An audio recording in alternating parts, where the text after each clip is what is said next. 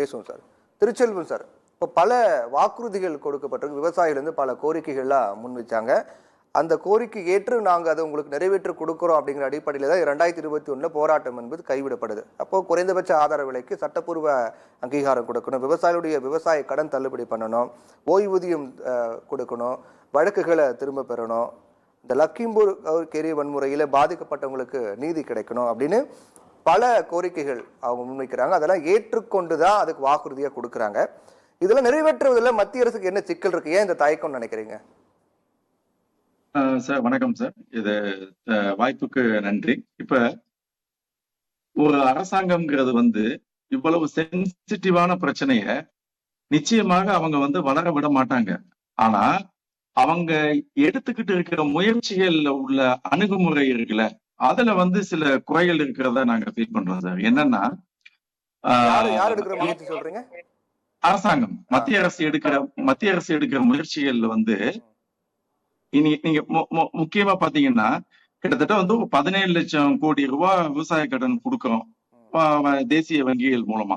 So அவ்வளவு பெரிய ஒரு பணத்தை விவசாயத்தை நம்பி செய்யற ஒரு மத்திய அரசாங்கம், அது அந்த பணம் எவ்வாறு ஒரு விவசாயியால ஒரு நல்ல நீர் மேலாண்மையா இருக்கட்டும், நல்ல விதை கிடைக்கிறதா இருக்கட்டும், உரம் டயத்துக்கு கிடைக்கிறதா இருக்கட்டும், எந்திரங்கள் ஆட்கள்லாம் கிடைக்கிறதா இருக்கட்டும், இதெல்லாம் பண்ணி பயிர் மேலாண்மை எக்ஸ்டென்ஷன் எல்லாம் கரெக்டா பண்ணி அவனுக்கு ஒரு உரிய விலை கிடைச்சு அதை அவன் வங்கிக்கு திருப்பி கட்டுற போது மட்டும்தான் விவசாயத்துல உள்ள பிரச்சனைகள் தீரும். ஆனா இன்னைக்கு நீங்க பாத்தீங்கன்னா அரசாங்கம் கடன் கொடுக்கறதோட அவங்களுடைய அடுத்த கட்ட நடவடிக்கையில உள்ள பிரச்சனைகள் எல்லாத்தையுமே விவசாயிகள் தான் பாக்குறாங்க. அதுக்கான முக்கியமான காரணம் என்னன்னா சார், நாம நம்மளுடைய விவசாயத்துறையினுடைய கட்டமைப்பு ஒன்றிய அளவுல இருந்துகிட்டு ஒரு ஏஏஓ மூலமா கிட்டத்தட்ட ஒரு 6 ல இருந்து 8 கிராமங்களை கவர் பண்றாங்க.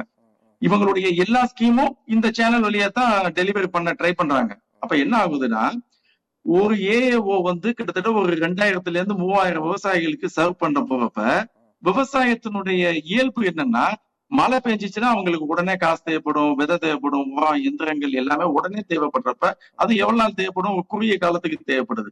அப்ப இந்த 3000 பேர் 2000 பேர் ஒரே நேரத்துல விவசாய வேலைகளுக்கு போகிற போது இந்த அரசுடைய விவசாயத்தினுடைய கட்டமைப்பினால ஒழுங்கா செயல்பட முடியாம போய் அங்கங்க சில லேப்ஸ உண்டு பண்ணிருது. அப்ப இந்த அரசாங்கத்தினுடைய கட்டமைப்பை நீங்க கிராம அளவுக்கு விரிவாக்கம் பண்ணது. இன்னைக்கு இந்தியா கட்டமைப்புல எவ்வளவோ சாதனைகளை பண்ணிட்டோம்னு சொல்றோம். உலக நாடுகள் பாட்டுறதெல்லாம் ஒரு பக்கம் இருக்கட்டும். ஆனா இந்தியா தான், விவசாயம் தான் இந்தியாவுடைய பொருளாதாரத்தினுடைய முதுகெலும்புன்னு சொல்றோம். ஆனா விவசாயத்துக்குன்னு ஒரு கிராமத்துல ஒரு தனியாக ஒரு கட்டமைப்பு இன்னும் இந்த நாட்டுல இல்ல சார். அப்படிங்கிறப்ப நீங்க ஒன்றிய லெவல்ல இருந்து கிராம அளவுல விவசாயத்துக்கான மேலாண்மைக்கான விரிவாக்கத்துக்கு உண்டான கட்டமைப்பை நீங்கள் உருவாக்க வேணும் சார். நம்பர் 1. நம்பர் 2 இந்த விலை. இப்ப உதாரணத்துக்கு தக்காளி கிலோ 50 ரூபாய் உற்பத்தி கம்மியா இருக்கிறப்ப பாத்தீங்கன்னா விலை கூடுது. அப்ப எந்த ஒரு பர்டிகுலர் தக்காளி விவசாயியோ வெங்காய விவசாயியோ கம்ப்ளைண்ட் பண்றது இல்லை. இதுல இருந்து என்ன தெரியுது? தேவைக்கேற்ற உற்பத்தி பண்ணுகிற போது சந்தையே அதுக்கு உண்டான விலையை விவசாயிகளுக்கு கொடுத்துருது. ஆனா இன்னைக்கு நம்மளுடைய பெரிய பிரச்சனை என்னன்னா, we do not have a live crop variety production data. அதாவது அன்னன்னைக்கு என்ன விவசாயி கிராமத்துல என்ன பயிர் பண்ணாங்கிறத இணையதளத்தால மாத்தி அந்த சீசனுக்கு விவசாயிகளை தேவைக்கேற்ற உற்பத்திங்கிற வகையில வழிநடத்தல் பண்ணக்கூடிய அளவுல உள்ள வசதி இன்னும் அந்த நாட்டுல ஏற்படுத்தப்படாம இருக்கிறது விவசாயிகளுக்கு உண்டான நிகர லாபத்துல மிகப்பெரிய பாதிப்பு. ஒரு தடவை தக்காளியை ரோட்ல கொட்டுறான், அதே தக்காளி அடுத்த தடவை 80 ரூபாய்க்கு போகுது. இதை பார்த்துட்டு அடுத்த தடவை வெங்காயம் போட்டாலும் தக்காளிக்கு போகுது. இந்த கண்ணாம்பூச்சி விளையாட்டு இந்த நாட்டுல தொடர்ந்துகிட்டு இருக்கு sir. As an IT professional working for 23 years in taking IT to villages, என்னுடைய humble submission to the elite members of the panel என்னன்னா, நீங்க முதல்ல பண்ண வேண்டிய ஒரு விஷயம், ஒரு கிராமத்துல இருந்து அடிப்படை தகவல்களை நீங்க ஒருங்கிணைக்கிறது, இணையதள தகவலா கொண்டு வருது. இந்தியா ஒரு IT பவர் ஹவுஸ்ங்கிறோம். ஆனா இந்த நாட்டுல எந்த விவசாயி என்ன பயிர் பண்ணாங்கிறது நமக்கு டேட்டா வர்றதுக்குள்ள அந்த சீசனுடைய இம்பார்ட்டன்ஸ் முடிஞ்சு போயிருது.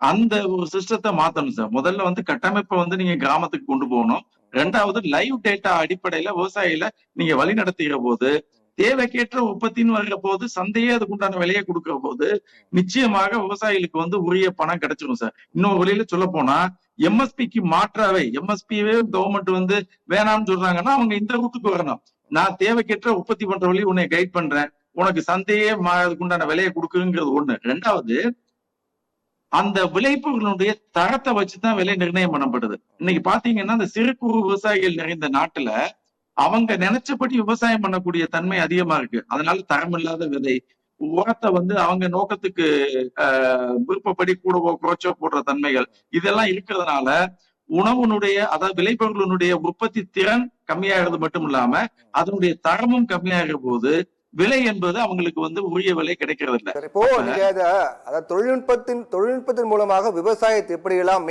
மேம்படுத்தலாம் அப்படின்ற வகையில் நீங்க பல விஷயங்கள் சொல்றீங்க, அதெல்லாம் ஓகே சார். ஆனா அதே சமயத்துல இப்ப இந்த நான் முன்னோடியே கேட்டதுதான், அந்த 2021 பல வாக்குறுதிகள் கொடுக்குறாங்கல்ல, விவசாயிகள் மீதான அந்த வழக்குகள் தள்ளுபடி பண்ணணும், குறைந்தபட்ச ஆதார விலையை சட்டப்பூர்வமாக்கணும் அப்படிங்கிற சில வாக்குறுதிகள் கொடுக்குறாங்க இல்லையா, அதை நிறைவேற்றுறதுல மத்திய அரசுக்கு என்ன சிக்கல் இருக்கு அப்படின்னு நம்ம ஒரு கேள்வி வருது இல்ல, இது ஏன் இவ்வளவு தாமதிக்கிறாங்க, ஏன்னா இன்னமும் அது நிறைவேற்றாம ஏன் இருக்காங்க, என்ன விஷயம்னு நினைக்கிறீங்க சார்? இது வந்து ரொம்ப வந்து ஒரு மைனூட்டான கேள்வி சார். என்னன்னா முதல் விஷயம் வந்து எம்எஸ்பின்னு நீங்க கொடுக்கிற போது ஒரு விலை நிர்ணயம் பண்ணுகிற போது அவங்க என்ன நினைக்கிறாங்கன்னா அரசாங்கத்துக்கு வந்து நிதிச்சுமை அதிகமாகும், அது வந்து ஒரு வெளிப்படையான காரணமா இருக்கலாம்.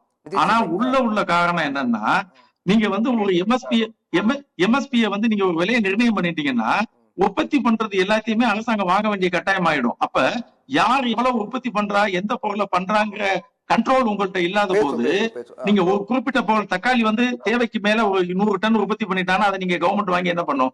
அதனால அவங்க என்ன பயப்படுறாங்கன்னா விலைய உற்பத்தி எம்எஸ்பிய கூட்டிட்டோம்னா விவசாயிகள் நிறைய பேர் அவங்களுக்கு வசதியான கிராப்பை தான் அவங்க செலக்ட் பண்ணுவாங்க.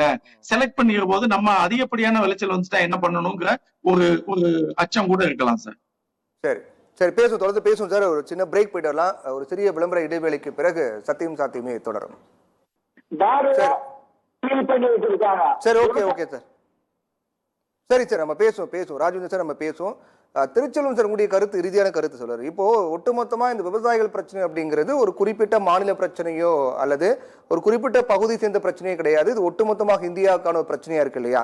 இப்ப இதுக்கான தீர்வு அப்படின்னு நம்ம வரும்போது இப்ப தொழில்நுட்ப ரீதியாக இந்த விவசாயத்தை கொண்டு போனா மட்டும்தான் தீர்வு அப்படின்னு நீங்க நினைக்கிறீங்களா, அல்லது இப்ப இருக்கக்கூடிய பிரச்சனைகள் வந்து இதோடைய எதிர்காலம் வந்து எந்த மாதிரியான விளைவுல தாக்கத்தை ஏற்படுத்தணும்னு நினைக்கிறீங்க? இந்தியாவில் விவசாயம் அப்படிங்கிறது இந்திய விவசாயமே முதுகெலும்பு அப்படின்னு சொல்றாங்க, ஆனா இப்ப நடக்கக்கூடிய பிரச்சனைகள் எல்லாமே எதை நோக்கி போயிட்டு இருக்கு அப்படின்னு நினைக்கிறீங்க? முதல்ல நீங்க கேட்ட கேள்வியுடைய முதல் பகுதிக்கான பதில் நிச்சயமாக தற்போது இருக்கக்கூடிய கட்டமைப்பை வைத்துக்கொண்டு இந்திய விவசாய பிரச்சனையை தீர்க்க முடியாதுங்கிறது எங்களுடைய 23 வருட முயற்சியினுடைய ரொம்ப தாழ்மையான பதிவு சார். சோ கவர்மெண்ட் வந்து இன்ஃப்ராஸ்ட்ரக்சரை கிராமத்துக்கு கொண்டு போகணும், டெக்னாலஜியை பயன்படுத்தணும், ஒண்ணு. நம்பர் 2, நீங்க ரெண்டாவது பகுதி வந்து பாத்தீங்கன்னா இதனால என்னென்ன பிரச்சனைகள் வருதுங்கிறத நான் சொல்ல வேண்டியதில்லை. சமீப காலம் வந்த மத்திய அரசினுடைய முக்கிய பதவியில் இருந்தவங்களுடைய சொன்னதை வந்து ஒரு 30 செகண்ட்ஸ்ல லிஸ்ட் அவுட் சார். நம்பர் 1, முன்னாள் உணவு அமைச்சர் திரு ராம்விலாஸ் பாஸ்வான் ஜி அவங்க என்ன சொன்னாங்கன்னா